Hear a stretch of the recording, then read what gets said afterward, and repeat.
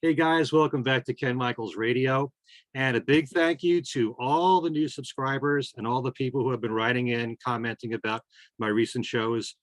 There's nothing I enjoy more than getting feedback from you guys watching. And whatever it is you want more of on this channel, please let me know. There's all kinds of interviews that I do here. Some are group panel interviews, many are one-on-one.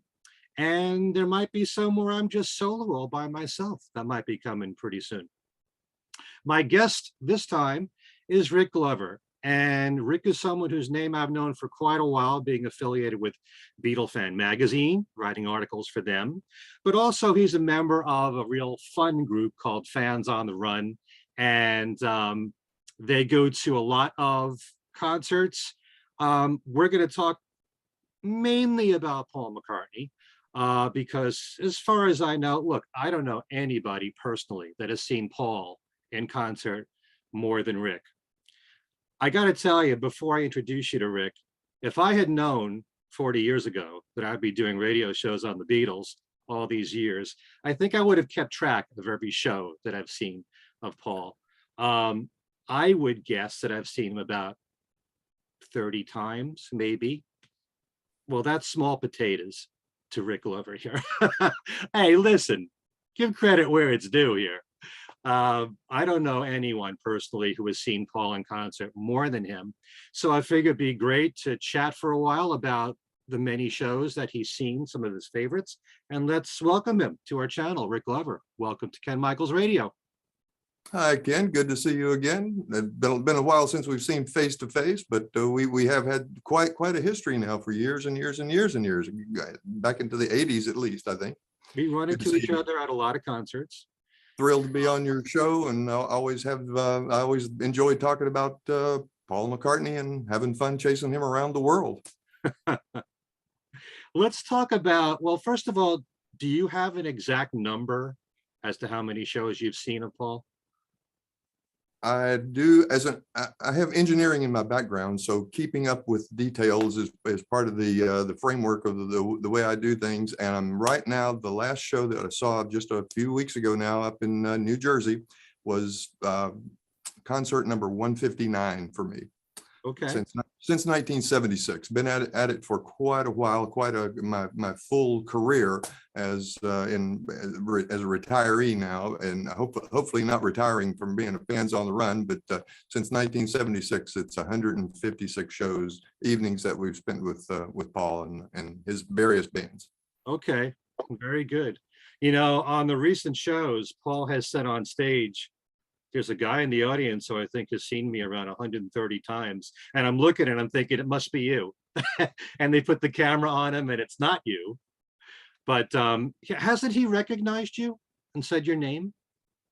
Oh, well, sometime actually he has mentioned me and the Fans on the Run group from the stage many times, and it's always a thrill to get a little bit of acknowledgement from the guy you've been admiring, following, and being a fan of for coming up on 60 years now with being a fan, and it's always a thrill. Gives you a little special buzz when he gives you a wave, a look, or a special notice like that. And certainly we invented the badges to sort of identify the group, and I see yours proudly wearing there. Always great to see those, and got the chance to get the chance to actually hand him one there on stage on the concert in Columbia, South Carolina, about 7 years ago, but just about this time 7 years ago.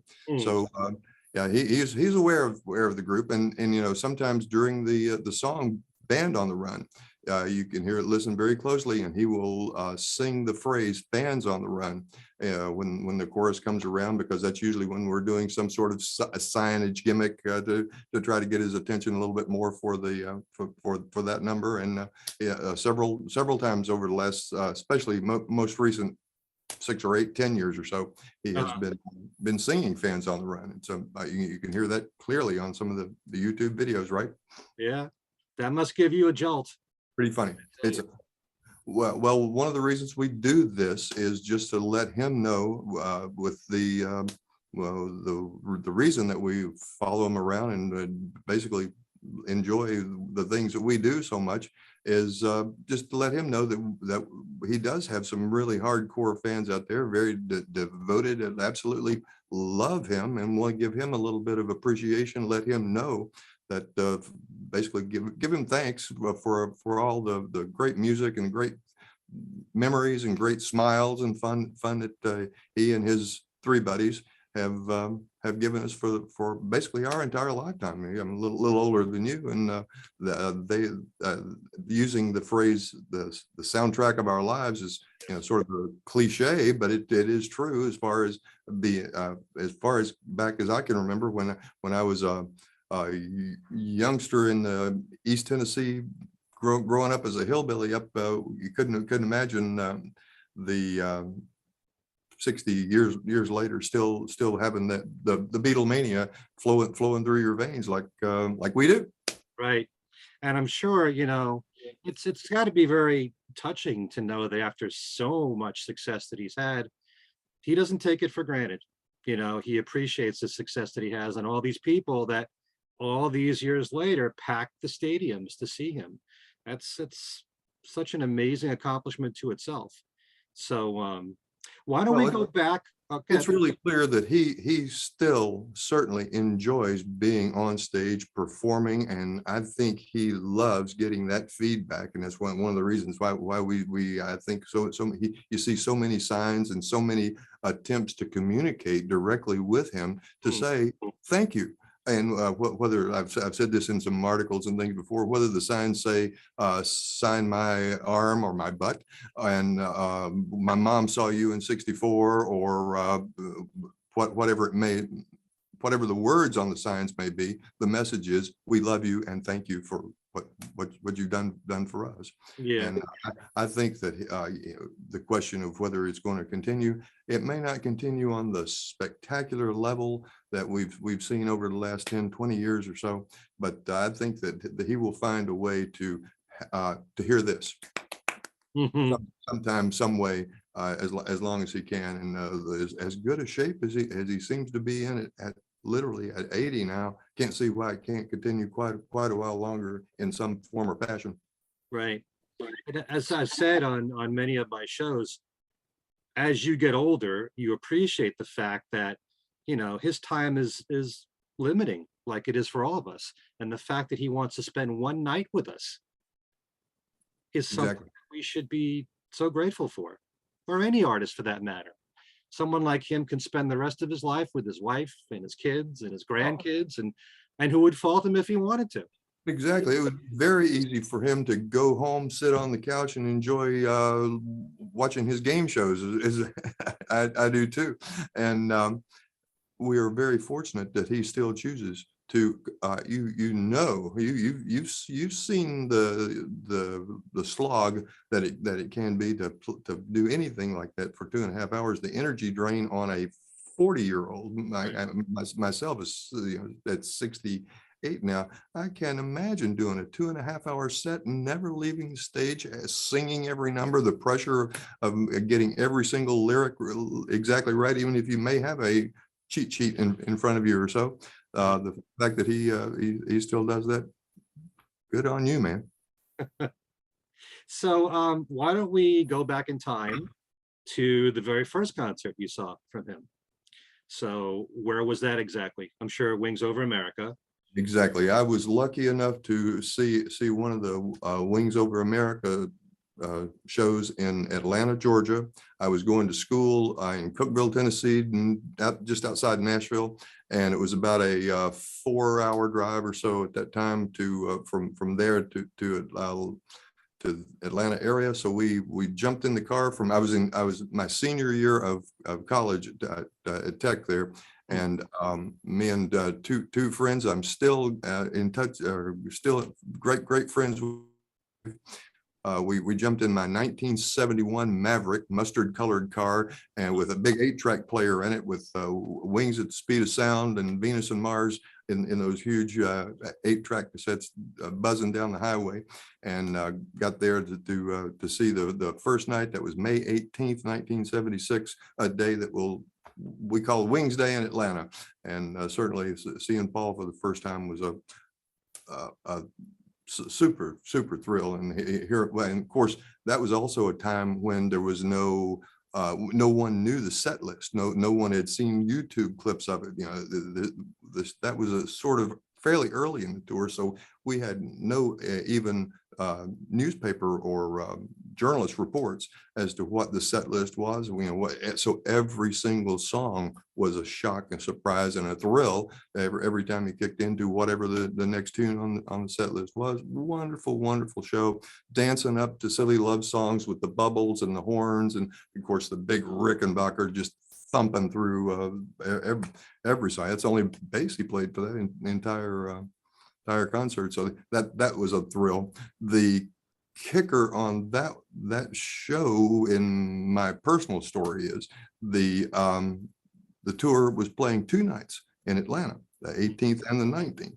And like I say, that was my senior year of college.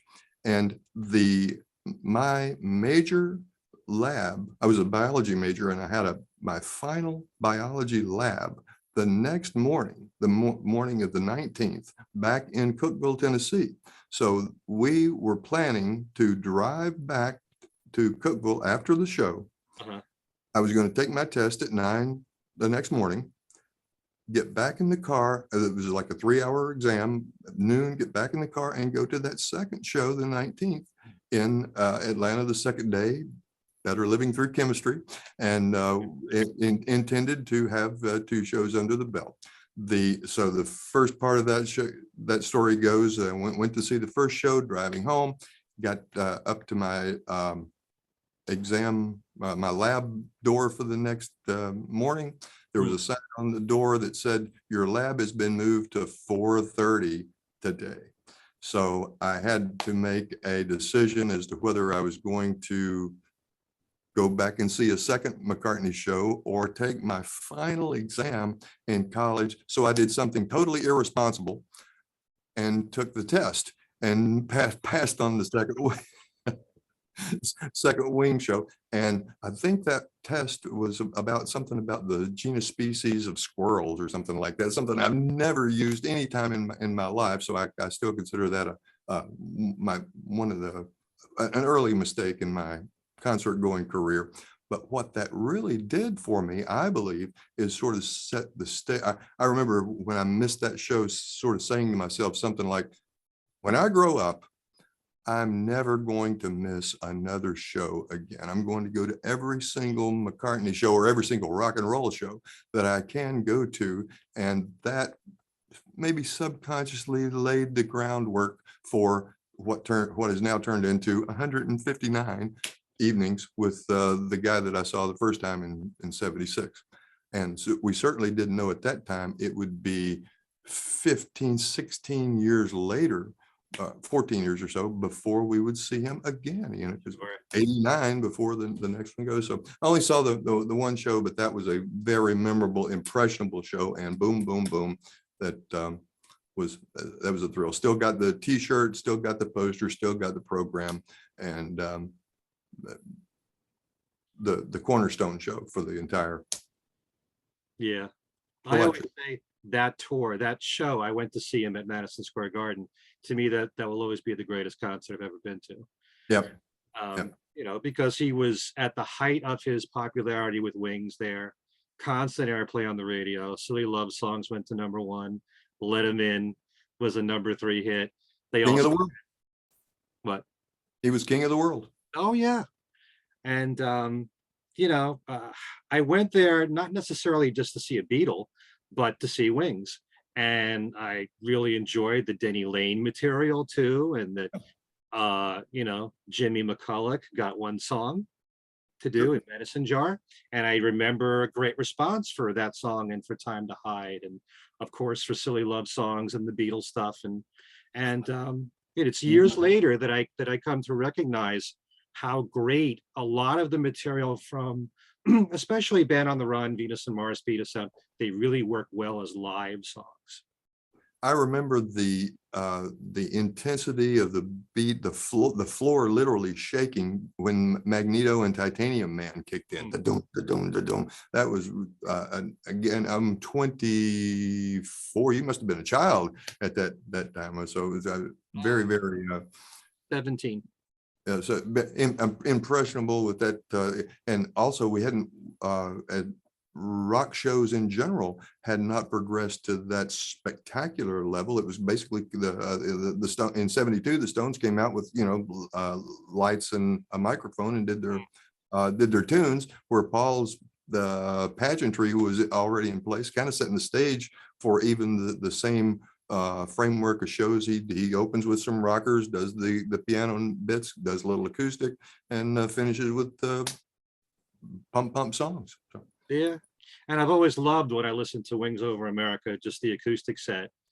And then later on, the later tours, looking forward to when it's just him and an acoustic guitar, just the band and then keep it acoustic.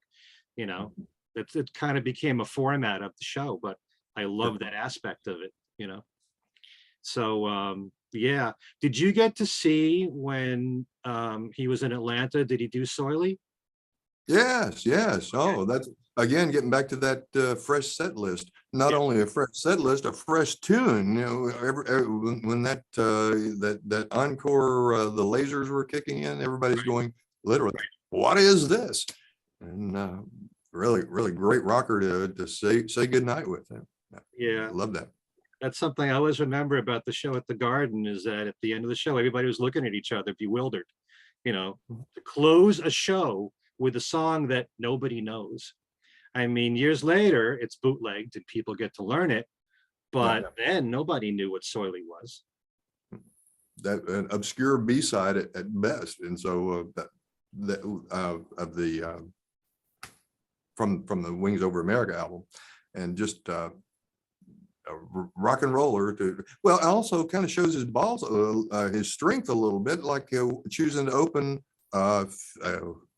15 years later with a brand new fresh song from Figure of Eight and the Flowers of the Bird album. Like good. I'd like to see that a little more of that backbone. I was disappointed to see Women and Wives drop from the most current set list. Wave the flag for McCartney 3. I love that record. Me too. We talk on our podcast shows about songs that would really translate well live, and certainly Find My Way, I think, would have been a really good song live, perhaps more so than Women and Wives. But yeah, disappointed. He should have had one song no matter what. Sliding. Yeah. Why not Sliding? That both comes from a live situation from the original germ of that song, and that one, boom, rock the rafters again with that one. So. Yeah. And many years later, there was one particular tour when he opened again with Venus and Mars Rock Show, but a truncated version of it. So, yeah. Well, that tour is on my I tried to put together a little list of the top 20 or so that so we can have some things to talk about. But yeah, that the Hollywood Bowl show, seeing Venus and Mars at the Hollywood Bowl, not to fulfill those lyrics literally from at that time. It had been 25, 35 years or so already since that came around the first time. But the Hollywood Bowl show is certainly one of my favorite ones from that relatively recent tour there. And the fact that the Beatles themselves had played there. It's always, I've been in several venues where Paul had played with that other band in the 60s, that those shows seem to take on a special flavor, or have some, certainly the crossing of memories from the Hammersmith Odeon in London, getting that, seeing that show there, because that's where they did the Can't Buy Me Love scene coming down the stairway, and of course some of the concert in there too. And then Paul mentioned several times in that they played here, and he remembered the same chandeliers and things like that. And also that was a general admission show, so literally right on the rail, right front row when you're that extremely close like that. And it was a smaller venue, which all those smaller venues are on the special shows list. To that 100 Club show was, literally 100 people or so in that little alleyway of a club in London. That's on my list of favorite shows too. And the Academy in Liverpool, another very, very special show because of just the compact pressure cooker that seemed to be in another small club, low ceiling, and again right up on the edge of the stage. And you see him having his full attention, it seemed like all night long, with that intimacy up in your face. You're really blessed, and so am I. There's a couple of intimate shows that I saw, the two up close shows at the Ed Sullivan Theater, and I was at the Mean Fiddler, which was all a complete surprise to me. I had no idea what was going to happen. I just happened to visit England at the time, and I got in from a ticket scalper to see that show. But Fiddler was unplugged, right? It was half unplugged and half electric. It was around the time of the unplugged. Oh, yeah. These were the shows that he was warming up using, as a warm up to Unplugged. No, because that era is also on my want list, or my greatest misses. I would love to have seen one of those Unplugged shows. So you got that one on me for sure. On that one, ones you just mentioned, I would have loved the 100 Club. Wow, what a privilege. That was a special one because they on a stage about 12, 18 inches tall, and literally leaning out and touch. And that one goes back to another one on just this recent tour, that Hollywood, Florida show, the Hard Rock show down there. Again, very, very intimate, a general admission show. So right up against the barricade was literally against the platform in that show. So again, right up, having the attention full all night long again was really a special show. And the sound in that room, hearing the amps literally roll right off the stage instead of going through a PA, and hearing all the conversation back and forth between them, when you're that close, it's a different experience. Yeah. So I even as going back from however many years ago that was, this last tour has got a couple on my top list too. For the Hollywood show was special. The audience in Knoxville, Tennessee was one of the wildest, most intense from the moment they came through the doors. It seemed like they were ready for a great evening there with Paul. And I don't know whether it might have been the cross. That was almost a hometown show for me, because I grew up in again East Tennessee, just a few miles north of that Knoxville show. So a hometown flavor for that show, I think, for me. So it might have been a little crossing there. And then in that same tour, were you at MetLife? Did I see you there? I was there, but I didn't see you. I don't know. I saw we were messaging each other. Maybe I saw people for 8, 10, 15 seconds at a time sometimes, so I forget who I saw where and when. But that show was, of course, the special elements of that one being his birthday, and getting to sing along for his 80th birthday, a special birthday, whether he wants to recognize it or not. That was cute when he said, ignore that, or whatever he said. And with the boss coming out and putting a little extra energy into the night too, and just the sheer gigantic nature of that show. That's a big place. I've been in a few times for other Paul shows, but you forget when you look back and you see people would seem like 500 yards away. Man, it's a big place. And I also like to point out that it's such a rare thing when someone joins Paul on stage at his concerts and does their own material. Never. I can't. The Glory Days, and Paul was playing bass and singing along to it. When does that happen at a McCartney show? I can't think of another specific example of him doing somebody else's song with them on stage. He did do the Let's Go Crazy when Prince passed away. Right. But of course, that's not the same as having Bruce on stage with you, but that's the only other example that I can think of him doing a special curveball to in there, especially with Bruce with them. That was magical. I wish he'd do more of that. Oh, yeah. Well, maybe that may be one of his ways to hear more of this. Always good. That's another group that kind of fall into my list there too. I've been in some big groups of people to try to see Paul McCartney, and that I got to see him in the at the end of the '93 tour.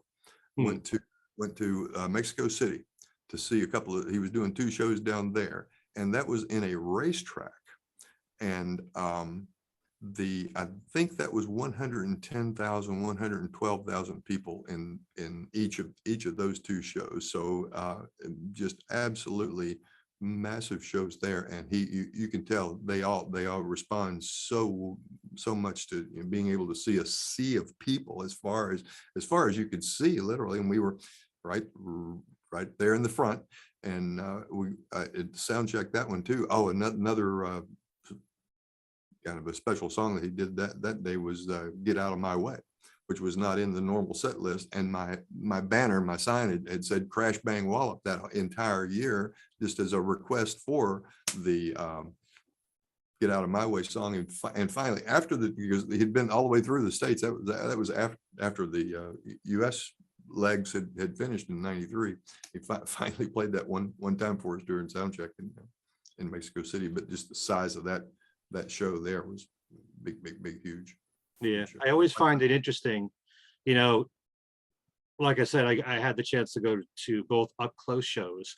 So he was doing off the ground material there, but he did songs like "I Owe It All to You," which I don't think he did on the tour. He dropped it. Right. That'll happen, early on.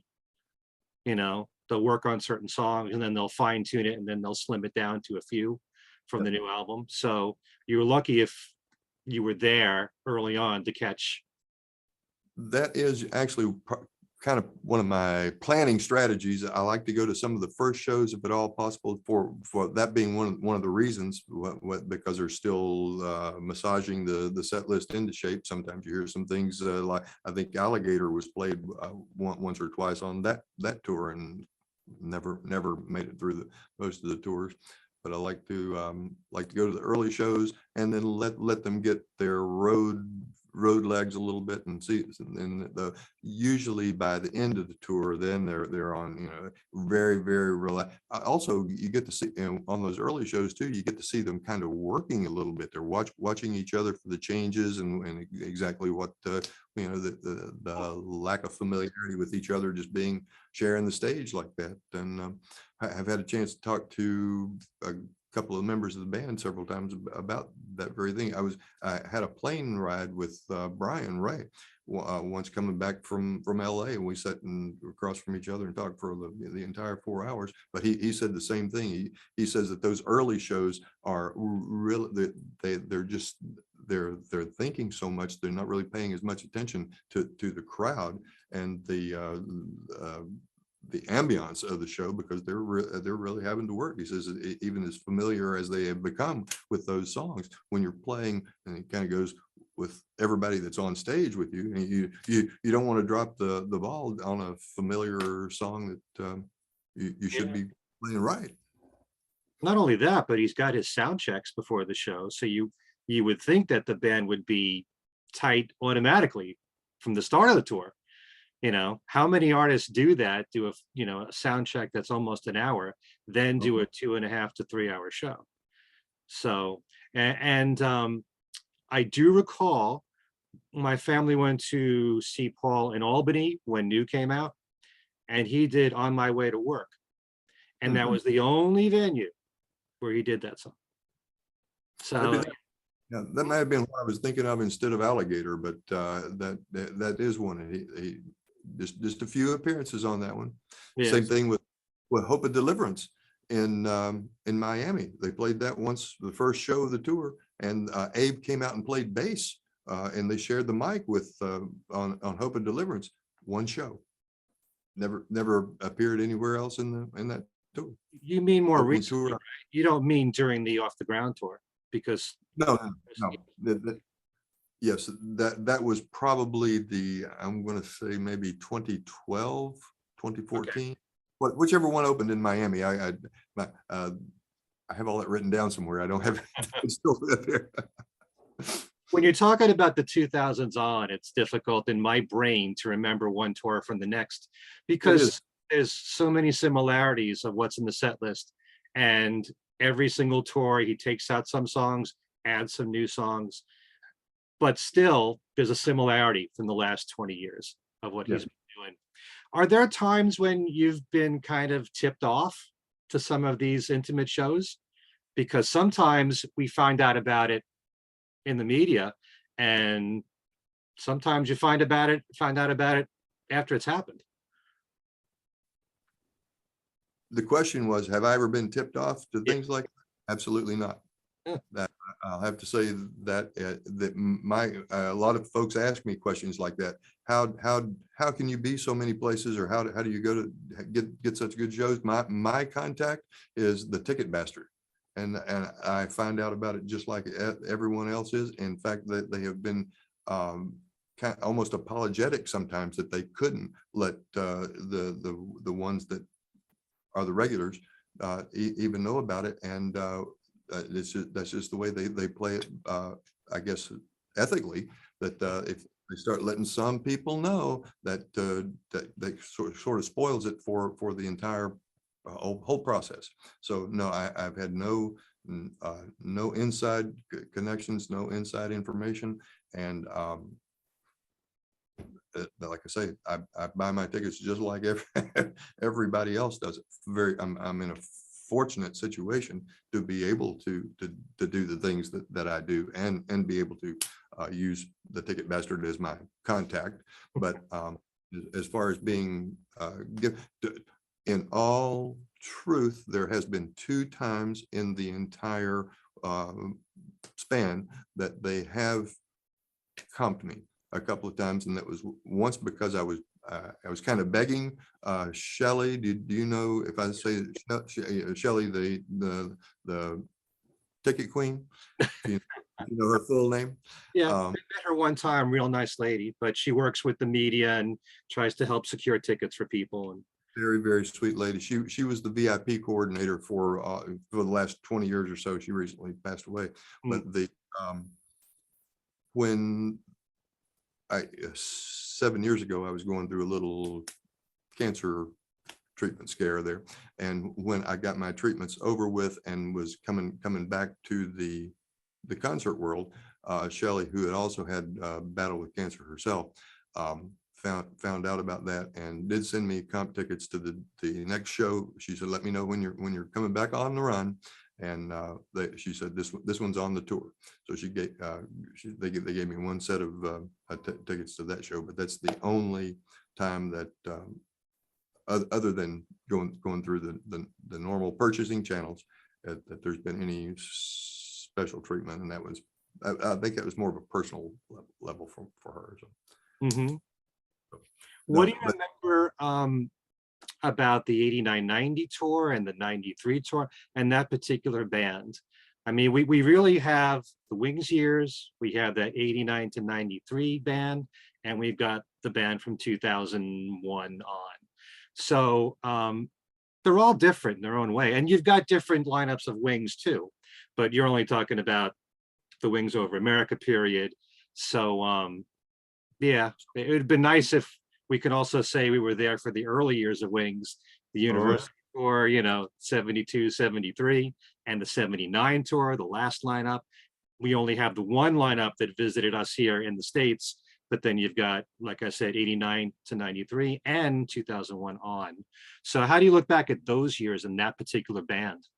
Well, 89, I was really excited because like to tie back to the 76 story there, I was an adult now. And I'd been at my, I lucked into a really great corporate job in Atlanta, and I had a job that had lots of flexibility, and that the company that I worked for had lots of plants and processing plants all over the United States. And by 89, I'd been with them for about 9 years. So I got to kind of plan my own travel around to visit this series of facilities that we had. So when the 89 tour and the 89, 90, 93 tours, when that itinerary got announced, I talked to my boss about, I need to do a little traveling here. So for the 89 tour, when he played out in Los Angeles, I was in Los Angeles for a work gig. But that afternoon, for the first show, I ended my day job gig a little bit early and snuck down to the forum that he was playing in, and I was actually just driving down that time to scope it out, to see how to get there, where I might be able to park, what the logistics of getting in and out was going to be. And this is like 3:34 in the afternoon, and what we now know as time for limo watch.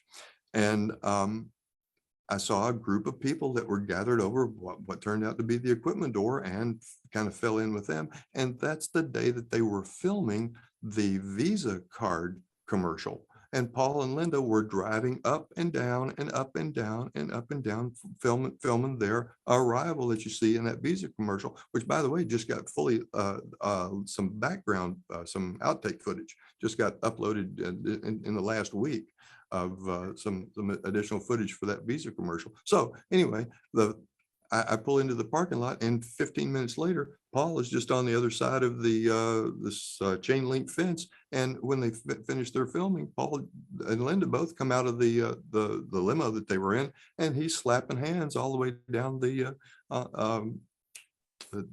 fence there, and of course giving fans that electric touch as down in that. So, but to start off the entire career of all that list of shows, before the show started, on the way in, I got a little touch of fingers through the fence. And then of course going into the first show, I felt like the top of my head was exploding. I remember just looking at that ticket. Here we go again, finally a second night with Paul after since 15, however many years it had been at that time. And that show, again, like I said earlier, opened with Figure of Eight, and that band was that was a batch of musicians that he had chosen to be able to play those tunes very, very, very well, and very, just knocked out by the quality of the musicianship that was put on stage that night. And just the fact, also then you're hearing what a set list, 30-40% Beatle tunes in that, and 5 or 6 brand new songs in that. And that's it. Perfect. Loved it. And went to a handful of the shows. I think there was 3 out in LA, 3 or 4 out in LA that weekend. I think it was Thursday, Friday, Sunday, and Monday, if I'm not wrong about that. And then a few weeks after that, that was November, I believe. Yes, it was right around Thanksgiving weekend in LA. And then first week or so of December, he was in Chicago for about 4 or 5 shows there. Went up for a batch of those. I don't think we went to all of them there, but 2 or 3 of the shows in Chicago. The coldest I've ever been in my life was in Chicago in '89. Ice froze on the top of my head just walking from the car from the parking lot into the venue. I got in and went, what's on my head? I thought a bird had pooped on me or something. And it was a little thin layer of ice had frozen on the top of my head. But so that's a non-Paul memory I have from '89 on that one. So that, but with the vibes on stage was, I think Paul, I like to try to interpret what his facial expressions might be. And he seemed to say, do these people remember me?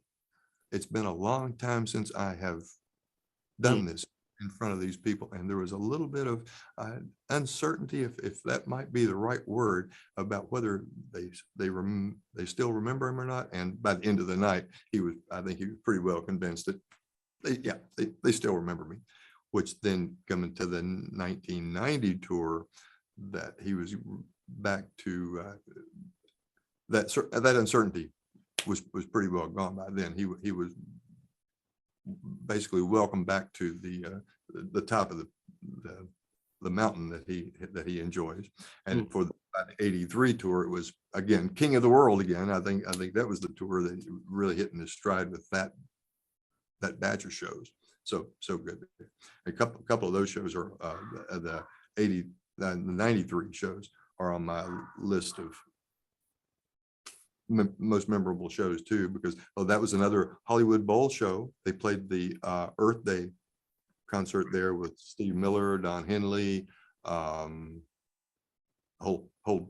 festival day worth of shows there, and got to have a little moment meeting with him there. Had a odd encounter with another professional journalist at that show. I don't know if I ever told you the story, when he did a press conference before that concert in the afternoon, and there was probably 30 or 25 to 30 reporters in the press tent back there. And at the end of the Q&A he was doing, they said something like, if you want an autograph, line up here. So I moved up to shake his hand and have something signed. The first lady that was right in front of me was about this tall, just short little girl. And he signed she had a Wings Christmas card, and he signed that for her, gave it back to her, and took my hand, was shaking my hand. At that moment, the girl jumped up on the table that he was behind and grabbed him in a big bear hug, and his face was pulled right up to mine, and he had this oh shit look on his face, and he kind of gave my hand a little jerk, and as if to say, I'll be leaving now, security's going to take care of this. And sure enough, they pushed her back, pushed me back, and knocked everything back, and he disappeared through the curtain. And that sort of blew the moment with you and Paul. The moment for everyone, because that was the second one. I was the second person he had addressed there. But then that was in April, right around tax day. A month or so later, at the Dome, the Georgia Dome, again in Atlanta, hometown show at that time now for another press conference, another situation similar to that. They're doing a little press photo op in front of the big New World Tour logo. They told the photographers at that time, we're not going to do any autographs here. Don't ask him any questions. He's going to step in this room for the Q&A. You can follow in there after you do the photo op here. So there's a policeman standing at the end of the line, almost beside me, and the cop had his son with him, little child, and the kid had a Beatles card, bubblegum card.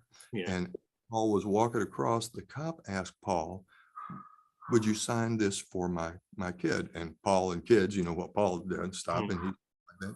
And now I'm at the edge of the line of photographers now, and Paul's standing almost in front of me at that point. So all the photographers are yelling at me, Glover, get down now, you out of the way, you're in the shot. So I've been down on one knee, and I noticed my program is in my camera bag right in front of me. So I just opened that and opened to the page and said, Paul, I got time for one for me. And he says, yeah. He looks at me and says, oh, I hope this doesn't turn into the Hollywood Bowl. A month and a half later, he still remembered that little uncomfortable incident there. And I've got the I don't know if you can see it very well or not here, but this is the program. I'm trying to get the glare.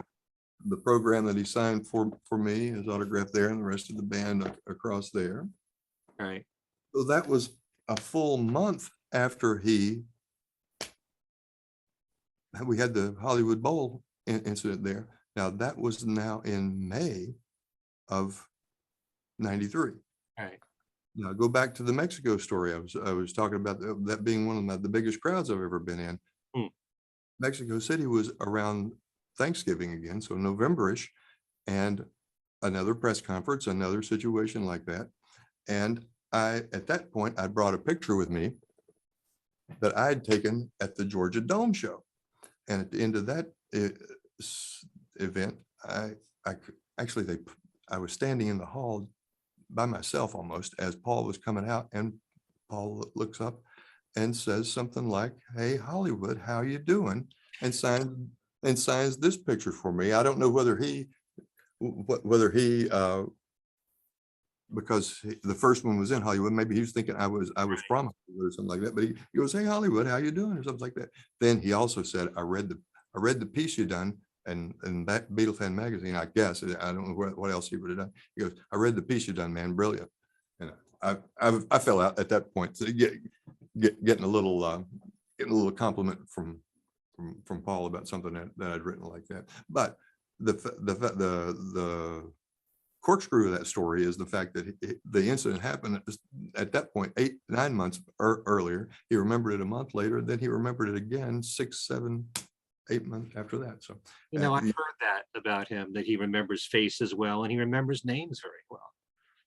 The number of times that the number of people and the number of hands that he had shaken between any of those encounters like that, he must have literally a photographic memory, or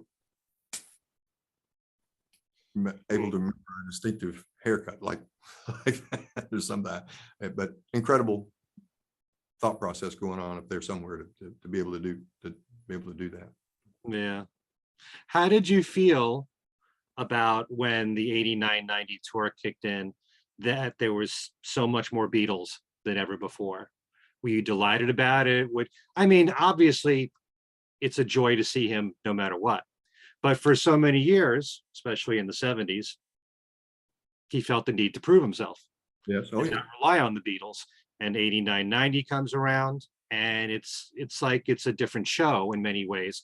And I'm glad you brought up the fact that he did 5 or 6 songs from Flowers in the Dirt. I wish he would do that with his new albums now. But it was a big change. It was him, addressing the fact that he's proud of being in the Beatles. And for so many years, he put off doing these songs. And many of those songs, the later Beatles songs, they never had a chance to do live anyway. So, to do Sgt. Pepper was something that he wanted to do. So it was definitely a different show from Wings Over America, that's for sure. Well, like you said, he in the 76 tour, he had something to prove, that he was his own man at that point. And I think you flash forward again in anyone's life, 15 years after that period, he was 30s in 76, and now you're maybe 40, 45, and you're thinking a little differently about the I guess then the word nostalgia comes in there. Mm-hmm. Where you have a different appreciation for your teenage years and your youth like that. And I think too, he wanted to have wanted to make sure he met the expectations of the people who were buying the tickets at that point too. And a lot of people don't have the familiarity with the solo careers that you and I and the McCartney fans might have that. And they're not going to see Paul McCartney, they're going to see the Beatle Paul McCartney. And when to give the people what they want, and to give them the value for the money, even though the tickets were $35 in the 1993 days. That I think that a couple of different factors there. He's more comfortable with the fact that that was me, and never ashamed of it, but certainly be proud to bring those songs out and to be able to play those songs that never played before, because you saw how playing I've Got a Feeling just on this last tour, he would stand and turn and watch the videos, and at this stage now at 80 what's going on in his mind. Put that template over what he was thinking in 89, 90, saying, this is what they want now, it's what I want, to be able to play these the tunes like Sergeant Pepper and the stuff he hadn't played before. Love it. Hmm. So I was glad to see the Beatles. Now, to take that one more step farther, we're talking 25 or however many you take out the non-touring years here, and you've got a body of 25 years or so of live tunes. Might be time to reevaluate some of those things and really be as proud of your solo works as you are of the very relatively short period of time that other band was together and producing the great tunes that they did. But there has been some wonderful music produced. Wanderlust, talk about just a classic song. Playing that live would have put that on the people's list of saying, what was that piano tune he played, and I want to buy that album. Friends to Go, how about that one being played live? I'm sure we could go through a list of really make a set list of things he's never played before and Right. have a great show out of it. But I think that his again, do not know what the hell he's thinking, but the idea of having one person in that audience going, the hell is this? You know, I don't know this, and I don't like this. And saying something like that, I don't think he wants to have one person go away saying, I didn't like that, or I didn't feel like I got the full show that I should have. He wants to make the fans happy, and that's what he does, man. I understand that logic, but at the same time, I also feel, sometimes when people get up out of their chairs and leave during a concert, they're going for a bathroom break, they're going to get a beer. You're more likely to do that with a song that you're not familiar with. It's not necessarily the fan saying this song's bad. True. If it's a song that I'm sure that those same fans, if it's a solo song, if it's a Wing song, if it's Band on the Run or Junior's Farm or Live and Let Die, they're not going to get out of their chairs for that.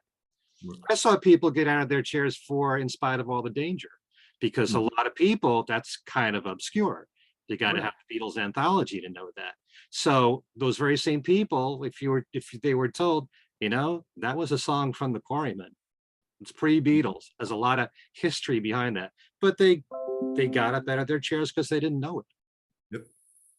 So well, he plays that up with part of his shtick this time. We know the songs you like because it turns into a black hole when he talks about does that little bit on stage, and it's kind of, I think there's an element of seriousness to that I'm sure he sees all the commotion going on, people leaving during In Spite of the Day. How could you not know? He doesn't want that either. He doesn't.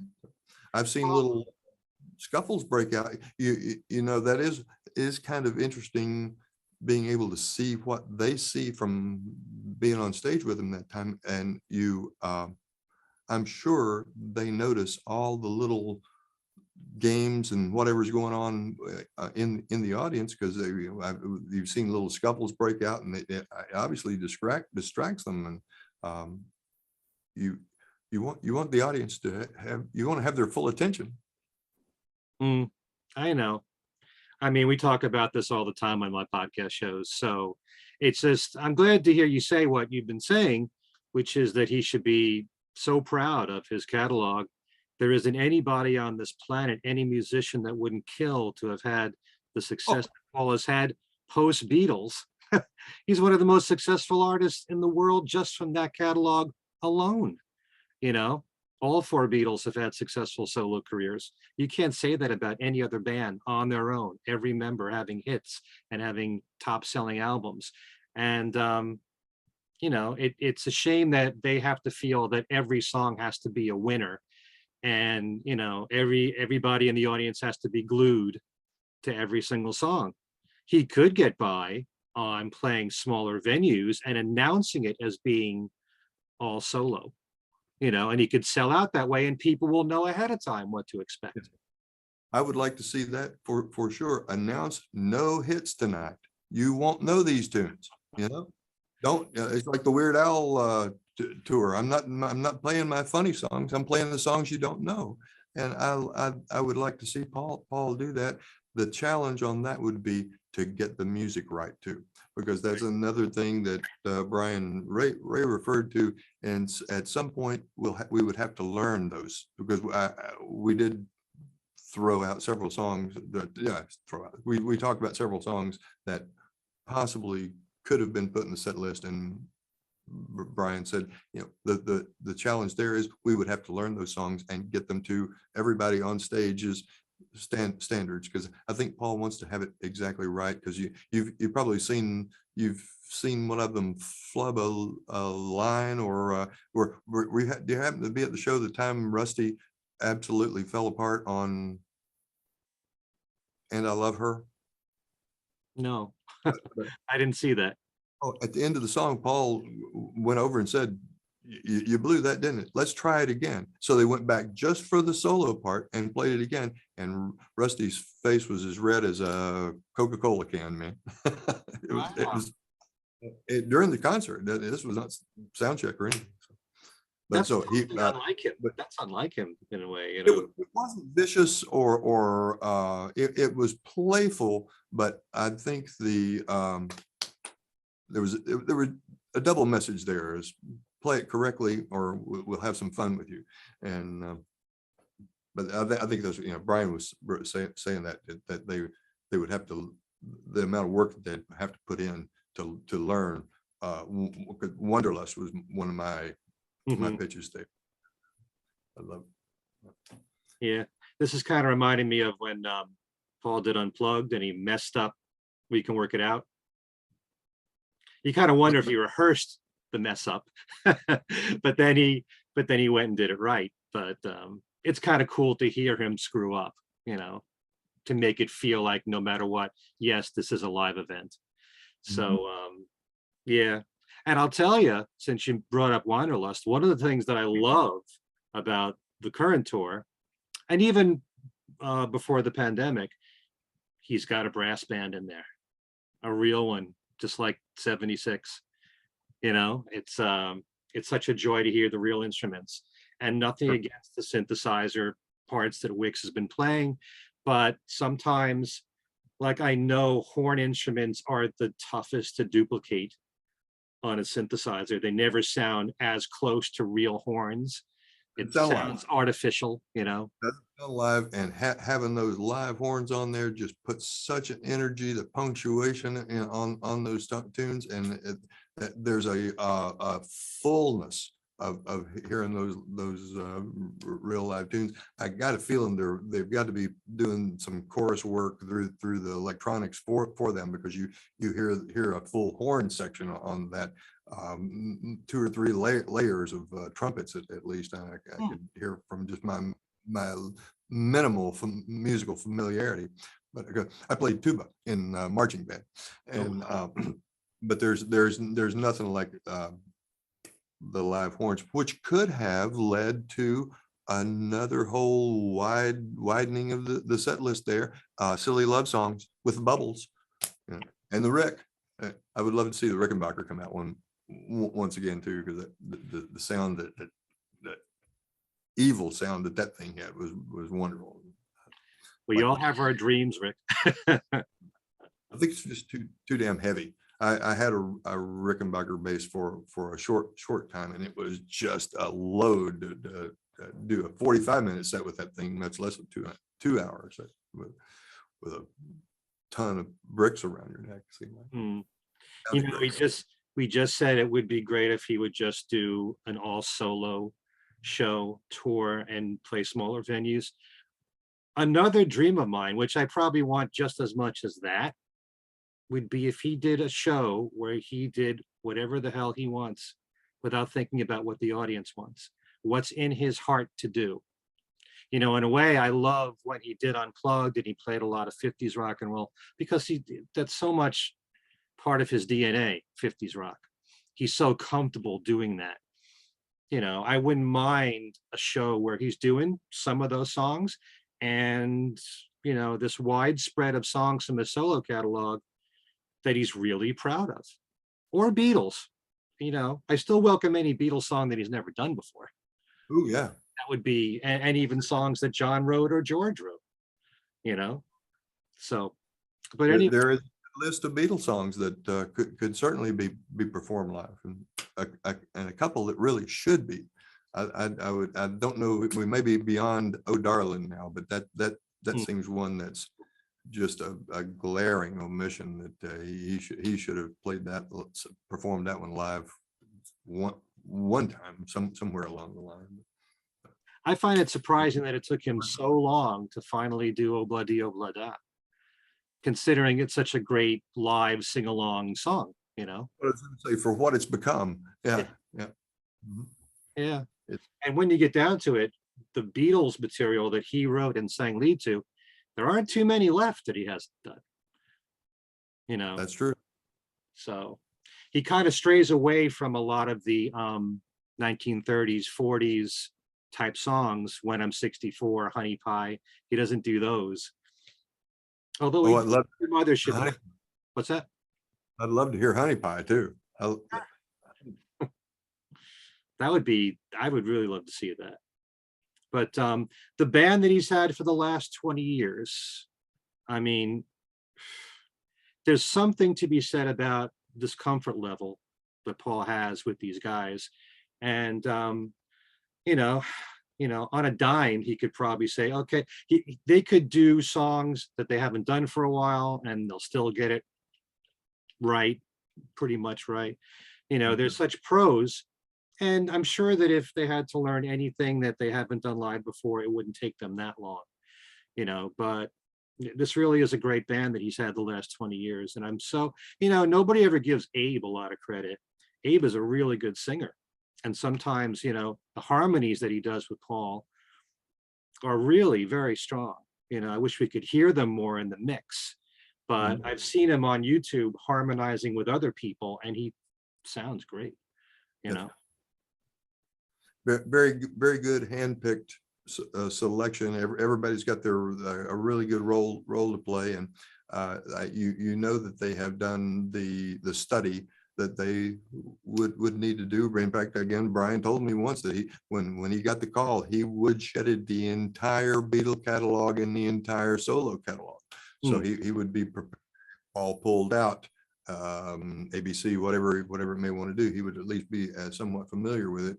And he said that paid off for him several times when Paul called something, and Brian could at least translate it to a couple of the other guys in the band that hadn't done as much homework as Brian apparently did. I know he told me once that it was him, Brian, that suggested that they do Too Many People. So I'm glad that Paul's listening to suggestions from the others. I don't know if anybody else has that much input when it comes to picking the material. Sometimes you'll hear an interview with Paul where he'll give you a clue. Like, I have a feeling Paul has always liked "I'll Get You" as a song, because he mentions it every now and then in interviews as a B-side that he's very proud of. So one of the reasons why he did that live around 2004, 2005 was because of that. But I'd like to know what the input is of the other musicians when it comes to choosing that material, how much there is. That would be really interesting. But are there any particular tours from the last 20 years, or is it all just pretty much, that are favorites of yours? Yeah, like you say, that it is almost one unit of time, one unit of work there. I've got a couple of highlighted shows over here. Well, so getting into the specific shows again, the show at in Las Vegas at the Joint, 2009.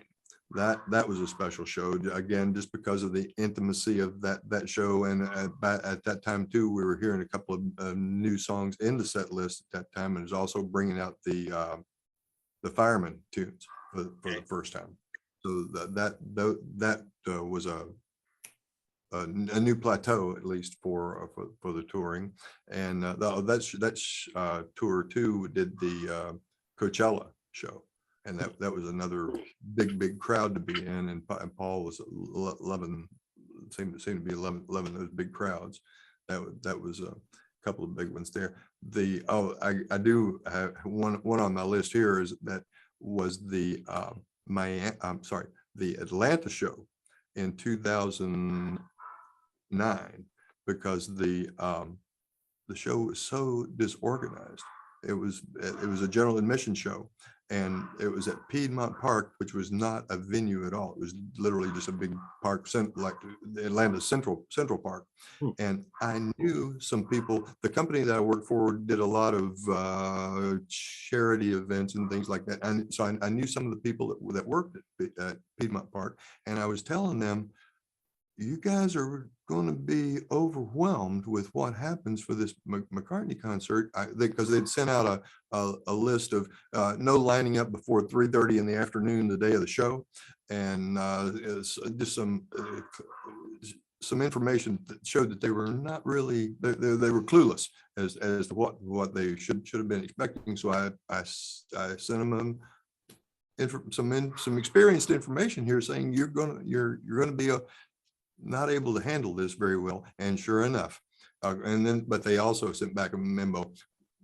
We know what we're doing. We've got it under control. And every single thing that could have gone wrong through that show, the show itself was wonderful, but the getting in, the getting out, the way they had that handled, that's kind of one on my list of one or two shows that stand out as being just a big pain in the ass show. That one, and the stadium show in Milwaukee, which was 2013. Same situation. They had like one gate to get, and it was a huge stadium show too, 55,000, I believe was the number there. And they just had such a fiasco of getting people into the parking lot, getting into the arena. They had one gate open, and security was a complete pat down strip search almost to try to get in. And I think the show didn't get started till about 9 that night, and it was just a big aggravation there for that one. So a couple of those are standout shows in my mind for the wrong reason. In fact, Shelley told me once after the next show, I forget where the next show after the Atlanta fiasco was at, I said something about the Atlanta. She goes, "Oh, don't mention Atlanta to me." And she said they had, when they sent them their rider of saying, this is the list of stuff we want to have in place. And she went down the day before just to check out the lady at the thing, she says, "Oh, you wanted all this stuff?"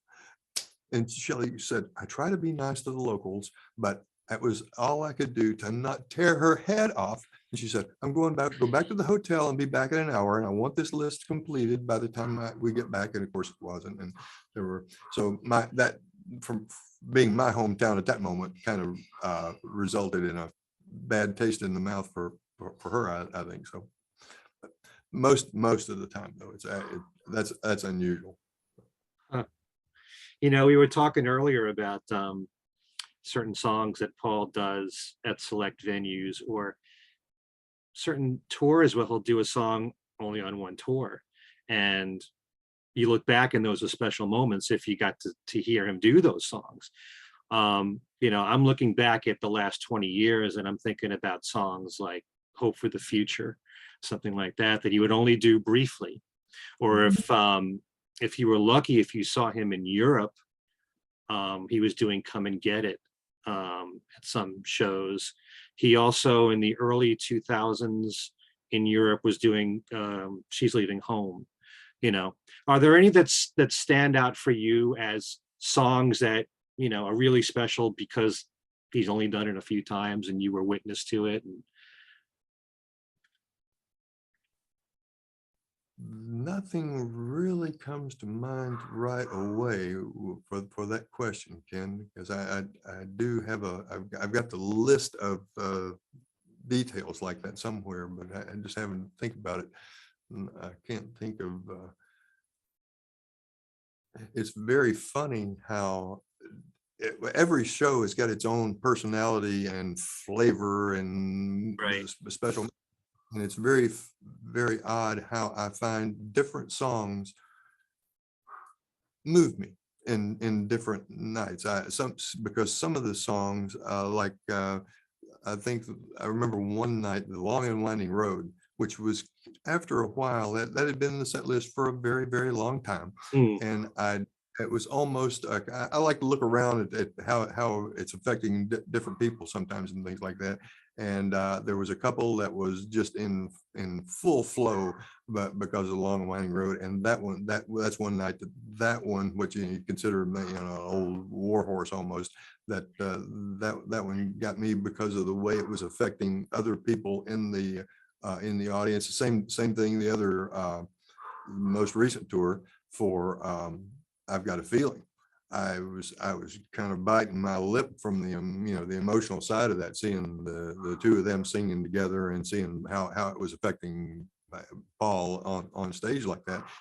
I could feel my muscles tensing up, and I happened to look over at another couple that were in full flow too, and of course that triggered me, and I said, oh, it's a great show. I sort of measure the impact of the show by how many times I tear up, and that was a good one. And I've always said, if I ever stop tearing up, that's when I'm going to stop going, and I haven't stopped yet. So there's always a moment that you think of.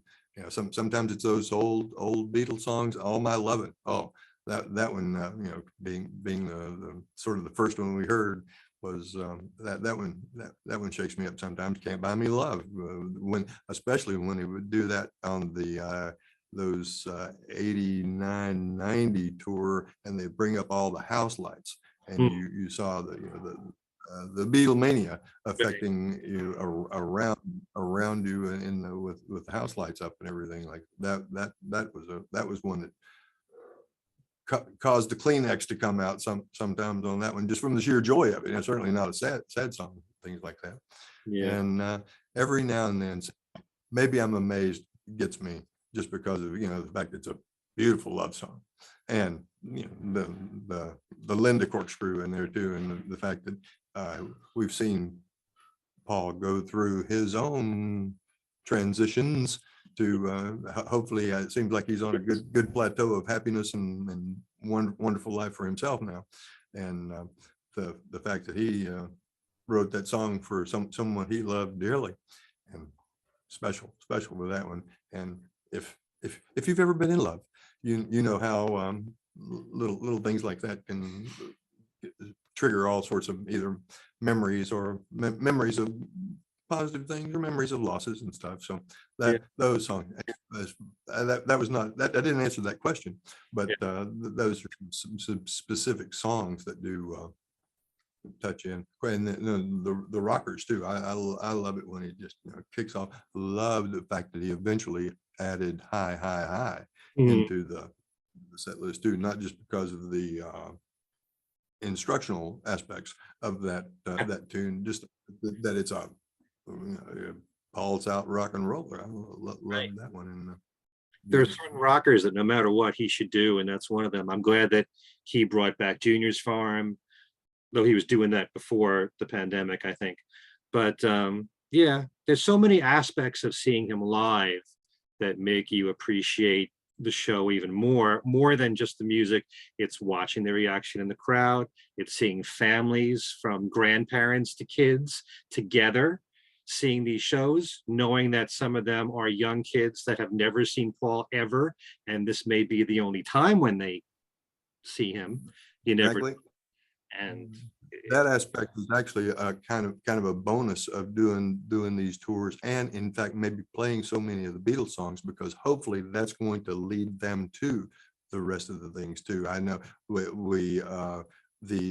think the kids are picking up on this, the quality of the music, the structure, the not just the production values of the music that's being made today. Seems like it's the producer that's the star of it more than the musicians. And I think that the fact that those kids are going to have the young folks that are getting the chance to see literally the legend of what's happening there on stage, they will be able to make sure that legacy continues to the next generation and the next generation. Same thing, I think, with his works like the oratorio, Standing Stone, and the ballet.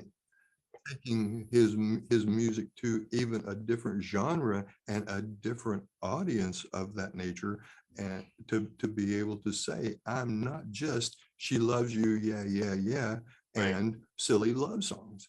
And the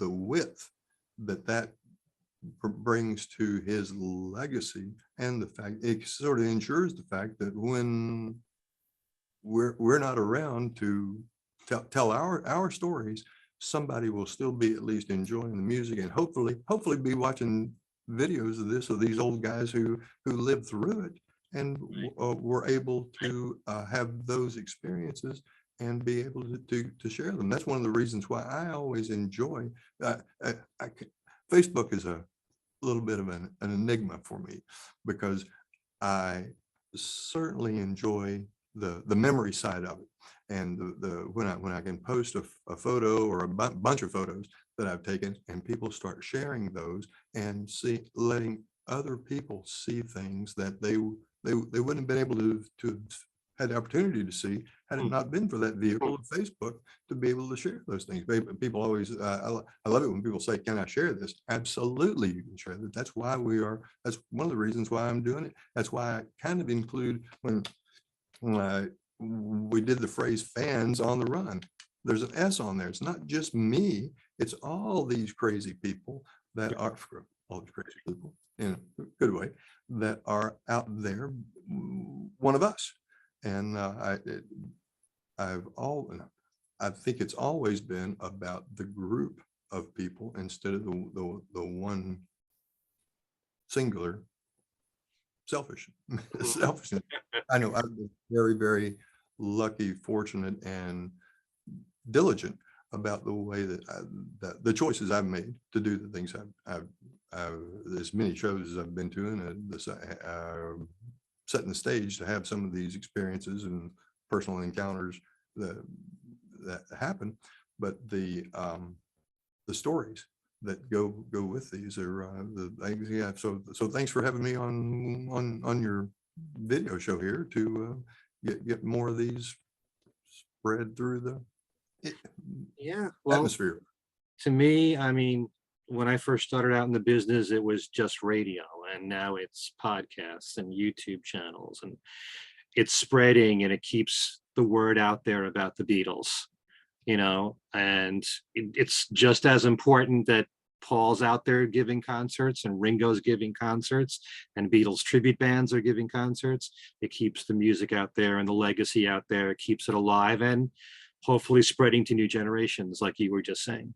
So yeah, sometimes you got to remember that when Paul's out there on stage, it could be starting the fire for new fans to discover his music, whether it's Beatles, Wings, solo, whatever you want to call it. And so it's really important. You mentioned Facebook before. You have a page where you do share your memorabilia. We're going to include the link for that in our description box. And you share these videos of some of the stuff that you have in your collection. You want to just briefly talk about that?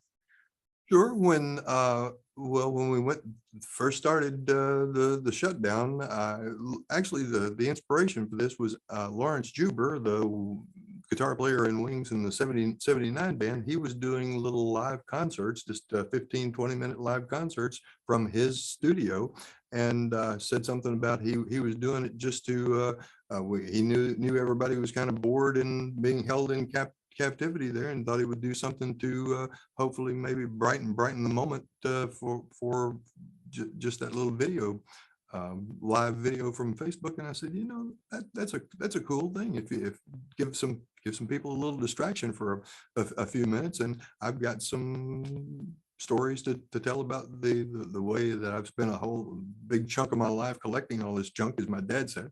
And so it started doing some, I would do some theme pieces like bubblegum cards, or toy instruments, or school supplies, or figurines and glassware and things like that. And so I did about 30 or 35 15-20 minute segments that I put together on a page called Live from My Beatles Collection Room.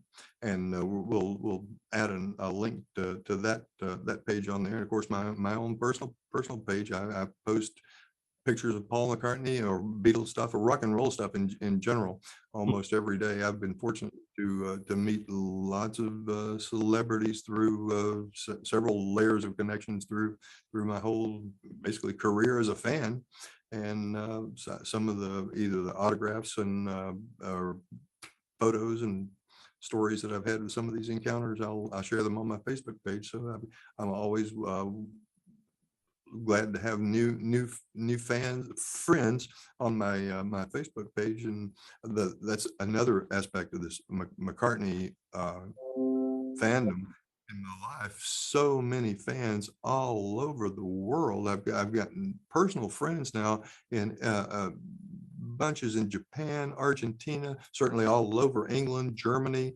Russia, Canada, and the international community through the fans on the run concept, I think, and through the Paul McCartney connections, where we're all fans of the same guy, and the attitudes of peace and love and positive changes that I would have never have imagined, again, coming from the hillbilly hills of Tennessee, that I would literally personally know people all over the world, again, due to Paul. It's an amazing world, and the Facebook and the internet connections with that.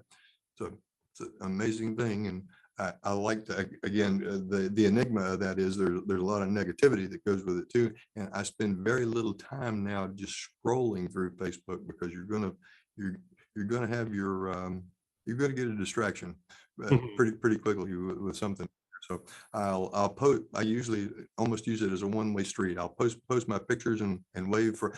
I'll try to be up by the time Price is Right comes on, and I'll play on Facebook during the commercials. Now that I've retired, getting up with Drew and Rachel is sometimes a challenge, but that's when I play on Facebook a little bit. So if I haven't, I get the question, you never comment on my posts, you never like any of my posts. I hardly see them anymore, but I appreciate all the feedback that we do get on the Facebook page there. So, but check out the Live from My Beatles Collection room. I think you'll enjoy some of those little short videos on there too. Okay. Right. And just to comment on what you just said, one of the byproducts of doing the work that I do, and it's so amazing to me, is that some of the friends that I've made are people that I talk to on Zoom here that I've never been in the same room with, you know. Yeah. And it's built in numbers, all these friends that I've made, and people that I interview, and people that I write to on Facebook, and never ever have been in the same room physically with. So it's strange. It's a different world. It really is. And had that common shared experience. Yeah. We all had Beatlemania at whatever stage of our lives. That's another great thing about this too, with the young folks coming in. You didn't have to live through Beatlemania to have Beatlemania. That's right. I see the young folks literally, and some of the now that they're 20 to 30-year-olds, it stayed with them. They sometimes as a teenager or a kid, you get fascinated and infatuated for a moment, and then it passes to whatever the next infatuation might be. But I see some of the young folks now that we've not known them for 10, 20 years in some cases, that they got bitten by the Beatlemania bug, and if that gets in your system, there's no cure. You don't get over it. You don't want there to be a cure. There is. Keep it in there. It's a funny thing. Sometimes, what hits you when you're young stays with you the rest of your life, has the greatest impact on your life. And I know it's a cliche, but it's part of your DNA. And sometimes you don't realize that until you're much older, how much certain artists mean to you, how much certain people in the celebrity world might mean to you. If they've been in your life since you can remember, they're part of you. So, And a true inspiration. Yeah. A true inspiration. I see how the message that they have sent has affected, we mentioned a little earlier, working with dogs and a rescue group. My wife and I ran a big rescue group in Atlanta, and the good that does. And you can't help but think that some of the inspiration for that came from hearing those good messages, good vibes, and wanting to have a positive impact on a situation, whatever it may be. And everybody has to find their own way of doing something good and making a positive contribution. And those guys certainly led the way, and proud to be a fan. They still are. Still are. Okay. So Rick, thanks so much for spending this time with us. And we'd love to have you back. We'll have you on some of the conversations here. We've got other Beatles stories to tell, or other topics we can talk about. I enjoy talking to you, and I enjoy telling the stories, or talking about these things too. And again, we've got that shared experience ourselves. Oh yeah. And it's all fun to share it with others. Okay.